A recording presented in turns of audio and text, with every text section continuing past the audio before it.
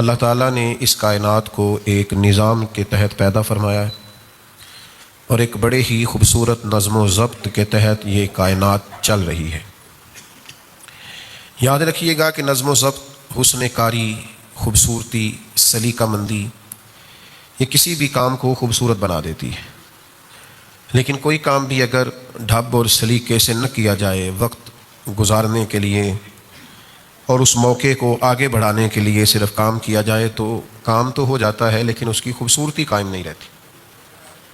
اللہ تعالیٰ نے قرآن مجید کے اندر ارشاد فرمایا کہ وَهُوَ الَّذِي خَلَقَ اللَّيْلَ وَالنَّهَارَ، فرمایا وہی رب ہے جس نے رات اور دن کو بنایا، وَالشَّمْسَ وَالْقَمَرَ، سورج اور چاند کو بنایا، كُلٌّ فِي فَلَكٍ يَسْبَحُونَ، فرمایا یہ سارے اپنے مدار میں تیر رہے ہیں، اپنے گھیرے میں تیر رہے ہیں، دن بھی، رات بھی، سورج بھی، چاند بھی، یہ سب اپنے اپنے مدار میں تیر رہے ہیں، کوئی کسی کے وقت میں آتا نہیں، کوئی کسی کی جگہ لیتا نہیں، کوئی کسی سے ٹکراتا نہیں، اپنے اپنے مدار میں، اپنے اپنے گھیرے میں تیر رہے ہیں۔ جس طرح تیرنے والا دریا میں تیرتا ہے، اس طرح یہ اپنے اپنے مدار میں تیرتے ہیں۔ یہ سورہ انبیاء ہے، آیت نمبر 33۔ اللہ تبارک و تعالیٰ نے ان کو جو ڈیوٹیاں دی ہیں، یعنی جس وقت دن ہوتا ہے اس وقت رات نہیں ہوتی، آپ نے کبھی نہیں دیکھا ہوگا کہ رات بھی ہو اور دن بھی ہو۔ چاند ہوتا ہے تو پھر سورج اوٹ میں چلا جاتا ہے نظر، اپنے اپنے مدار میں۔ ہمارا یہ مزاج ہے کہ ڈھیروں لوگ ہیں جو اپنے مدار میں کام نہیں کرتے، ان کی جو ڈیوٹی اور ذمہ داری ہوتی ہے ان کا نہیں انہیں پتہ ہوتا، باقی سب کا پتہ ہوتا ہے۔ فلاں ٹھیک نہیں کر رہا، فلاں غلط کر رہا ہے، فلاں ذمہ داریوں کا احساس نہیں کر رہا، فلاں شعبے میں لوگ خراب ہو گئے ہیں۔ پہلے بھی شاید میں نے عرض کیا ہو، میرے پاس ایک دوست ایک دفعہ تشریف لائے، بڑے محبت والے ہیں اور ان کا یہ جوتے بنانے کا کارخانہ ہے، تو پوری دنیا پر تبصرہ کر رہے تھے اور کرنا چاہ رہے تھے۔ میں نے ان سے عرض کی بڑی محبت کے ساتھ، میں نے کہا آپ سارے کام چھوڑیں، آپ جوتے صحیح بنایا کریں، آپ ملک کا بہت اچھا فائدہ کریں گے۔ کوئی آدمی چلو ایک دفعہ آپ سے جوتے لے تو ایک سال نکل تو جائے، جوتوں والا خرچہ تو بچے۔ آپ غریب کی اتنی مدد بس کر دیں کہ جو آپ کر رہے ہیں اس کو صحیح کر کے کر دیں، تو باقی ساری دنیا کی فکر آپ چھوڑ دیں، جس کو اللہ نے جہاں رکھا ہے وہ اپنی ڈیوٹی کرے گا۔ دوسرے کے کام میں مداخلت کرنا نظم و ضبط کو توڑ دیتا ہے۔ یعنی آپ دیکھیے کہ جنگ احد میں مسلمانوں کو بظاہر نقصان کا سامنا کرنا پڑا، اس کی وجہ یہ بنی کہ نبی کریم صلی اللہ تعالی علیہ وسلم نے بعض صحابہ کی ایک درے پر ڈیوٹی لگائی تھی، فرمایا جب تک میں نہ کہوں تم نے اس درے کو نہیں چھوڑنا، یہیں کھڑے رہنا۔ اب جنگ ختم ہو گئی، مسلمان کامیاب ہو گئے، مال غنیمت جمع ہونے لگا، تو بعض صحابہ نے اجتہاد کیا، انہوں نے کہا کہ یہ جو حضور نے فرمایا تھا نا جب تک میں نہ کہوں، اس کا مطلب یہ ہے کہ یہ جنگ کے ختم ہونے تک کی بات، تو اب تو ختم ہو گئی جنگ۔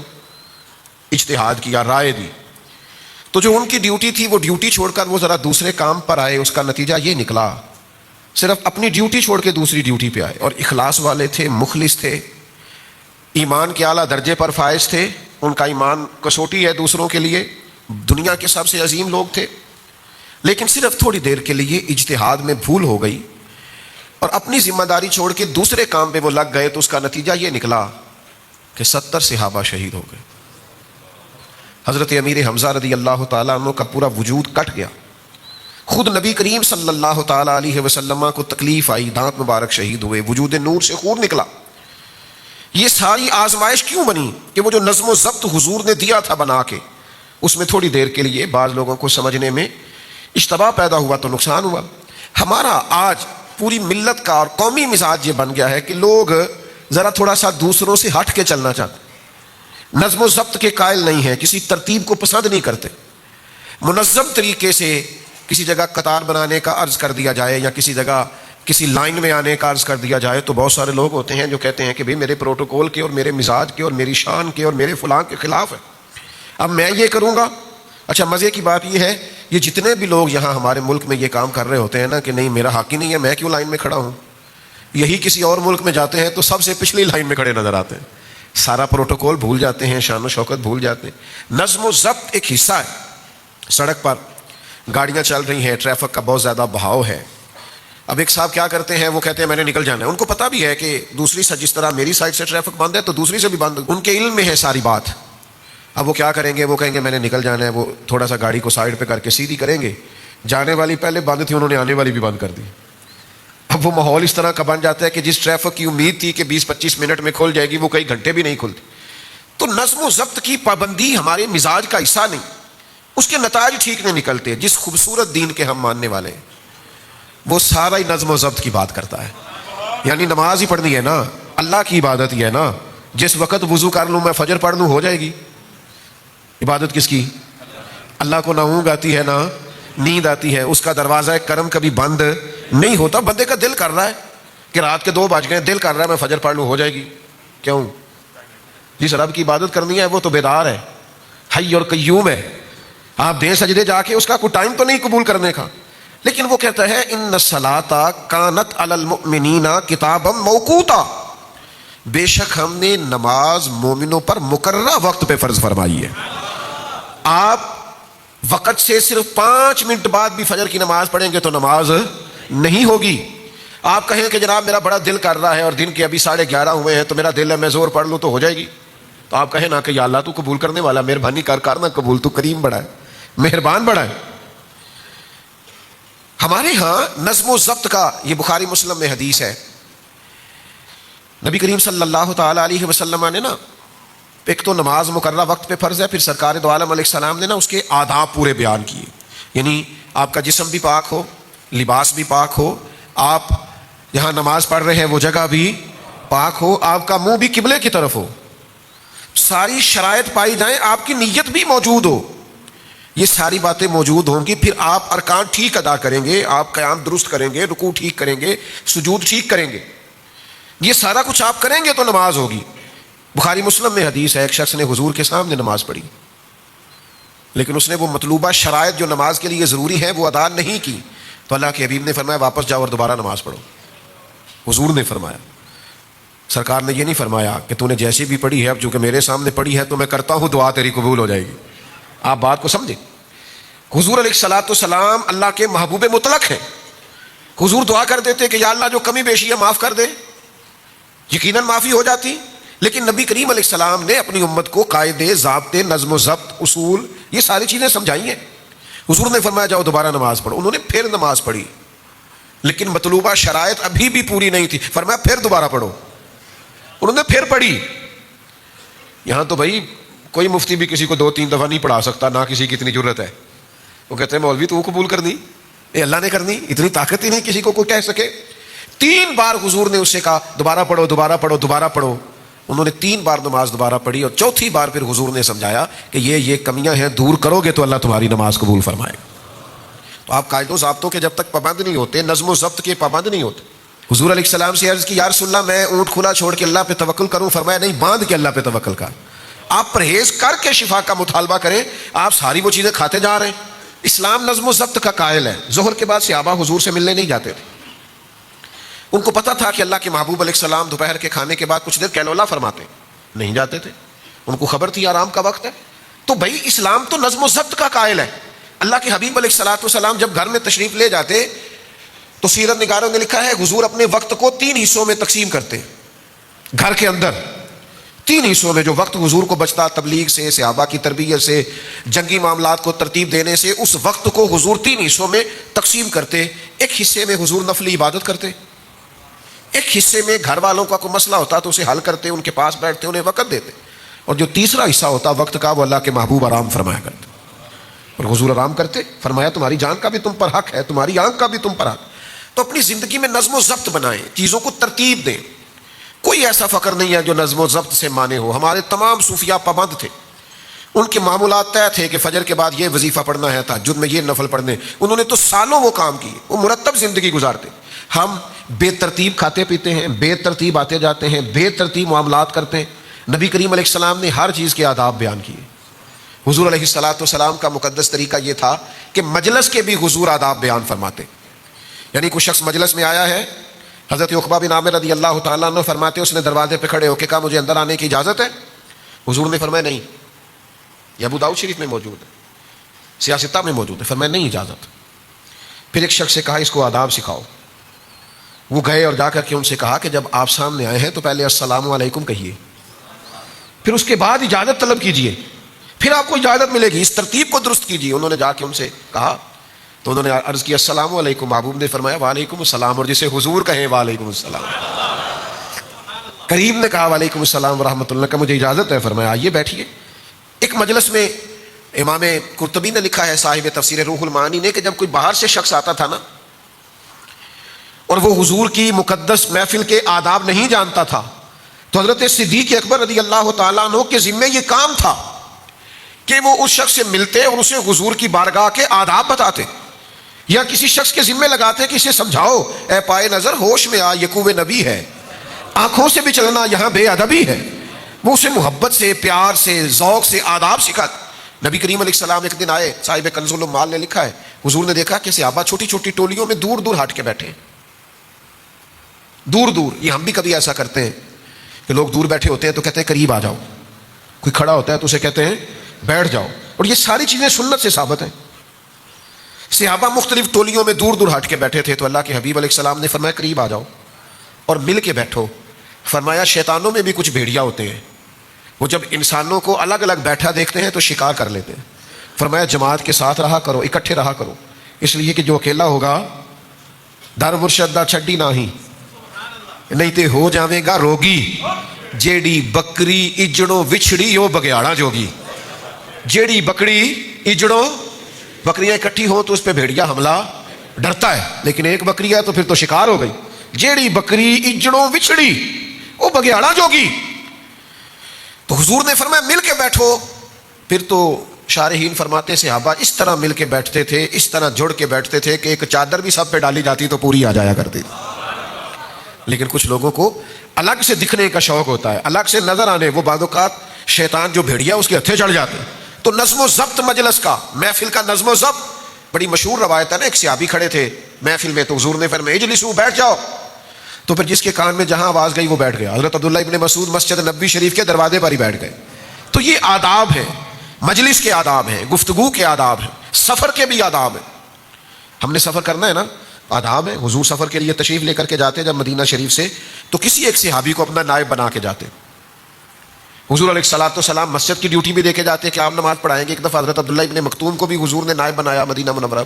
ایک موقع پہ مولا علی شیر خدا رضی اللہ تعالیٰ عنہ کو بھی بنایا. حضور نیابت دے کے گئے کہ آپ یہ سارا نظام دیکھیں گے, نظم و ضبط دیکھیں گے, نماز پڑھائیں گے, ڈیوٹی لگائیں گے.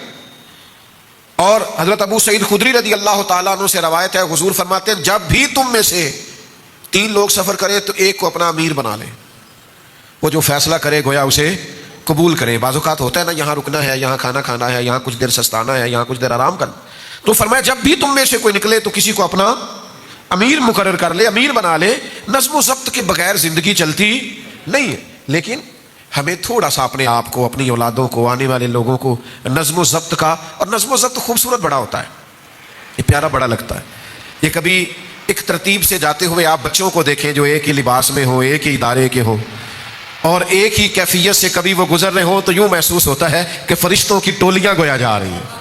نظم و ضبط شائستگی پیدا کرتا ہے, خوبصورتی پیدا کرتا ہے. اجتماعی ترتیب جو ہوتی ہے وہ ایک نیا ہی انداز ترتیب پا جاتا ہے. لیکن شرط یہ ہے کہ ہم تھوڑے سے نظم و ضبط کے قائل بنے.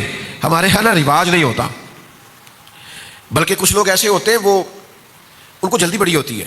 کچھ کہنے لگا ہوں, محبت کے ساتھ دل لگی کرنے لگا ہوں, ان کو جلدی بھی بڑی ہوتی ہے اور کام بھی کوئی نہیں ہوتا.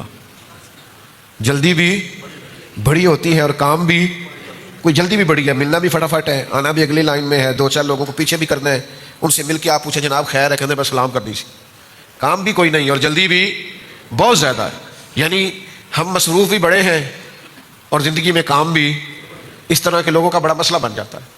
وہ کہتے ہیں آپ چھوڑ دیں, پہلے میری سن لیں. نبی کریم علیہ السلام گفتگو فرماتے تو اگر دوران گفتگو کوئی آدمی اپنی بات کرنی شروع کرتا تو اللہ کے محبوب علیہ السلام کا طریقہ یہ تھا کہ حضور اس کی طرف توجہ نہیں فرماتے تھے. جس سے بات کر رہے ہوتے تھے پہلے وہ بات مکمل کرتے. کچھ لوگ فٹافٹ بات کرتے ہیں نا, کہتے ہیں قطع کلامی معاف تے گل شروع, تو میں تو روک دیتا ہوں. میں کہنا جی اسی تے معاف ہی نہیں کیتا, تسی معافی یہاں تے بندوق لے کے منگنی سی نا, تے قطع کلامی معاف نہیں تے گولی آئی جے. تو آپ نے کہا قطع کلامی, تو ہم نے تو معاف کیا ہی نہیں, آپ نے بات شروع بھی کر دی. پہلے پوچھ لیں کہ ہم نے معاف کی ہے قطع کلامی. آپ نے قطع کلامی کا کہہ کے آپ نے فٹافٹ گفتگو شروع کر دی. پوچھ تو لیں کہ ہم نے معافی دی کہ نہیں دی. تو آپ کوئی بات کر رہے ہیں اسے مکمل کرنے دیں. نظم و ضبط کا ایک طریقہ ہے, اس کی بات مکمل ہو جائے پھر آپ اپنی بات کر لیں.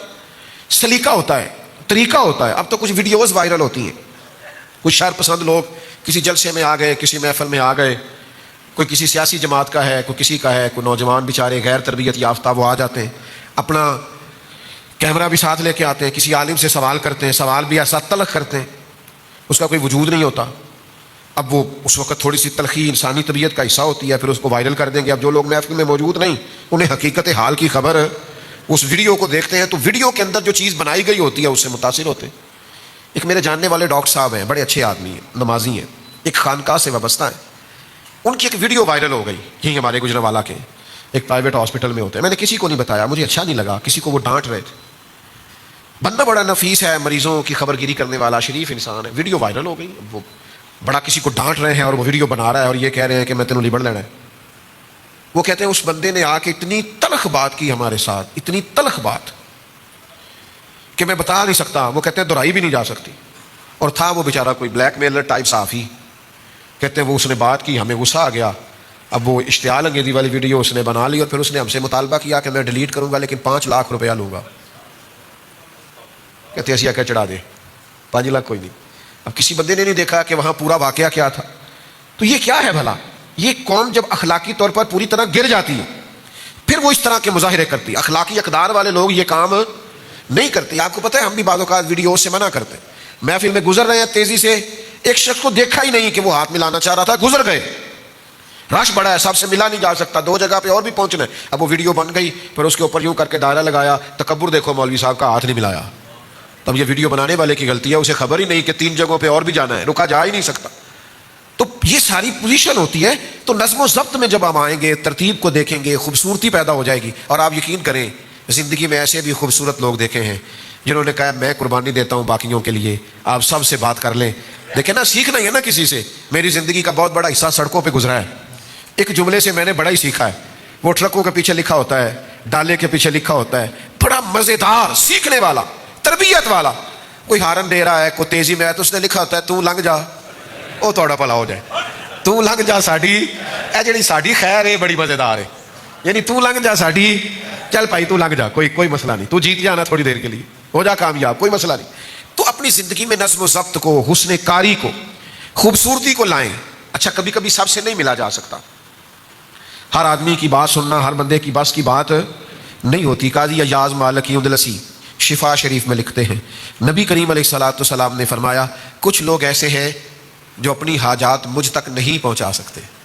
ویسے تو حضور جانتے ہیں, ہر غلام کا چہرہ حضور جانتے ہیں, لیکن یہ ہماری تربیت کے لیے فرمایا کچھ لوگ اپنی باتیں مجھ تک نہیں پہنچا سکتے. فرمایا جو کسی کی بات مجھ تک پہنچائے گا اس بندے کو قیامت کے دن نہ کوئی خوف ہوگا نہ پریشانی ہوگی. اس نے میرے غلام کا پیغام مجھ تک پہنچا دی. کتنی بڑی سعادت, صرف پیغام دینے والے کے لیے, کہ سارے نہیں پہنچ سکے لیکن جو وسیلہ ہے, جو ذریعہ ہے, جس کے ذریعے پیغامات پہنچ سکتے ہیں, اس کو اللہ کے حبیب علیہ السلام نے کتنا پسند کیا. جنگ ایمرجنسی کا موقع ہوتا ہے, جنگ خوف کا موقع ہوتا ہے, اضطرابی حالت ہوتی ہے, جنگی ماحول, کہتے ہیں ہم حالت جنگ میں ہیں, سخت موقع ہوتا ہے. لیکن قربان جائیں عرب کے لوگ بڑی بے ڈھنگی سی جنگ کرتے تھے. نبی کریم علیہ السلام نے جنگ کے بھی طریقے بتائے, صف بندی کر کے بتائی. حضور نے بتایا کیسے جنگ لڑنی ہے. نبی پاک علیہ السلام نے فرمایا یہ نہ کرنا دشمن بڑا دور ہو تو تم تیر چلا دو. فرمایا اسے قریب آ لینے دینا, پھر نشانہ باندھنا, تیر ضائع نہیں کرنا. فرمایا اس پر تیر چلانا, اور اگر وہ زیادہ قریب آ جائے تو پتھر سے حملہ کرنا, اور جب بالکل قریب آ جائے پھر تم نے تلوار اٹھانی ہے, پھر تم نے نیزے کا استعمال کرنا ہے, پھر تم نے خنجر اٹھانا ہے.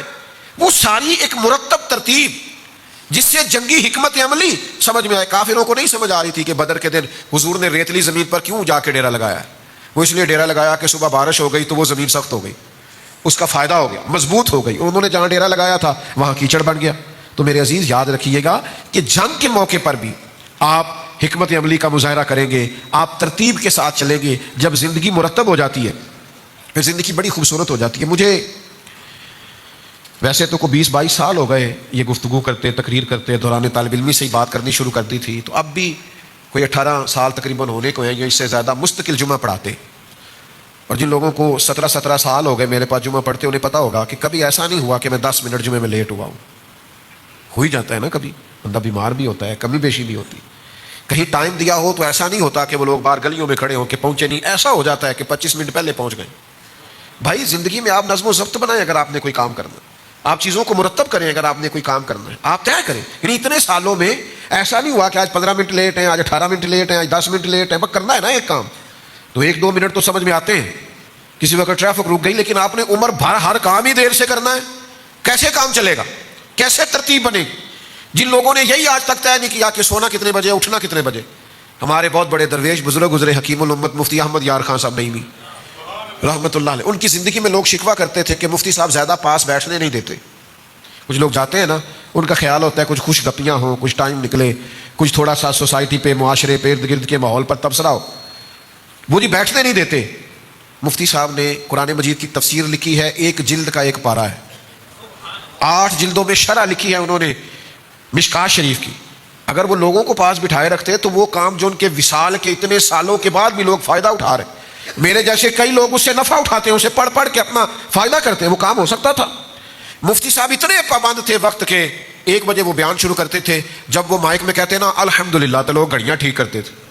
اللہ کرے میری نئی نسل کو سمجھ میں آئے بات، نوجوانوں کو سمجھ میں آئے. 1.5 گھنٹہ آئینے کے سامنے کھڑے رہتے، 20-20 25-25 منٹ لیٹ ہونا کچھ مناسب ہی نہیں سمجھتے، 2.5 گھنٹے موبائل پہ بیٹھے. تو زندگی میں جن لوگوں نے بھی کارہائے نمایاں سر انجام دیے ہیں، انہوں نے وقت کی رفتار کو سمجھا ہے، انہوں نے دیکھا ہے تقاضا کیا ہے، انہوں نے نظم و ضبط کو دیکھا ہے، چیزوں کو دیکھا ہے، قاعدے کو سمجھا ہے، اپنی زندگی کو انہوں نے مرتب کیا ہے.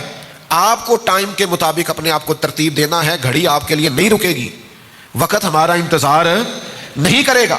بچے اپنی ترتیب سے بڑے ہو جائیں گے، ہم اپنی ترتیب سے بوڑھے ہو جائیں گے. وقت گزرے گا اپنی اپنی ترتیب سے. جو طاقتور جسم ہے اس میں کمزوری آنے لگ جائے، خدا نہ خواستہ تندرست لوگ بیمار نظر آنے لگ جائیں.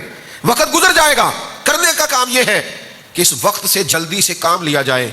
ابو داؤد شریف میں حدیث ہے، نبی کریم علیہ السلام نے فرمایا جب صبح سورج طلوع ہوتا ہے تو دن اعلان کرتا ہے میں آج آیا ہوں، آج کے بعد نہیں آؤں گا. آج جو 27 مارچ 2026 کا جمعہ آج ہے، یہ 27 مارچ قیامت تک دوبارہ یہ گزر گئی. 26 کی 27 مارچ دن کہتا ہے میں آج آیا ہوں، آج کے بعد دوبارہ نہیں آؤں گا. کچھ کرنا ہے تو کر لو، نظم و ضبط میں آؤ، ترتیب دو چیزوں کو. حضرت عبداللہ ابن عمر رضی اللہ تعالیٰ عنہ گزر رہے تھے اپنے 2-3 شاگردوں کے ساتھ، گھوڑے پہ سوار تھے تو ایک قبر رستے میں بنی ہوئی دیکھی، ویران رستے میں قبر بنی ہوئی. تو تھوڑا آگے جا کے حضرت عبداللہ ابن عمر قبر سے اتر گئے، وضو فرمایا، 2 رکعت نماز پڑھی، پھر گھوڑے پہ بیٹھ گئے. تو خادم کہنے لگے حضور سمجھ نہیں آئی آپ کا یہاں رکنا، نماز پڑھنا. آپ فرمانے لگے ہمیں کوئی زیادہ جلدی نہیں تھی، اتنا ضروری کام نہیں تھا. مجھے قبر نظر آئی تو میرے دل میں خیال آیا کہ قبر والا تو ترس رہا ہوگا نا کہ 2 رکعتوں کا ٹائم ہی مل جائے، تو مجھے تو ملا ہوا ہے. تو میں نے کہا وقت ضائع نہ کروں، میں 2 رکعت نماز پڑھ لوں. وہ ایک بزرگ تھے نا، تو اپنے ساتھ کسی نوجوان کو دیکھا کسی میت کو دفن کر رہے ہیں، تو کہنے لگے بیٹا تمہارا کیا خیال ہے اس بندے کو اگر ٹائم ملے تو یہ کیا کرے گا؟ فوت ہو گیا ہے، اب اگر اسے ٹائم ملے تو یہ کیا کرے گا؟ تو نوجوان عرض کرنے لگا حضور یہ 1 منٹ بھی ضائع نہیں کرے گا، یہ نفل پڑھے گا، عبادت کرے گا، غریبوں کی مدد کرے گا، ماں باپ کی خدمت کرے گا، ذمہ داریاں پوری ادا کرے گا، یہ تو پلٹ کے بھی دنیا کی طرف نہیں دیکھے گا، مر جانا ہے.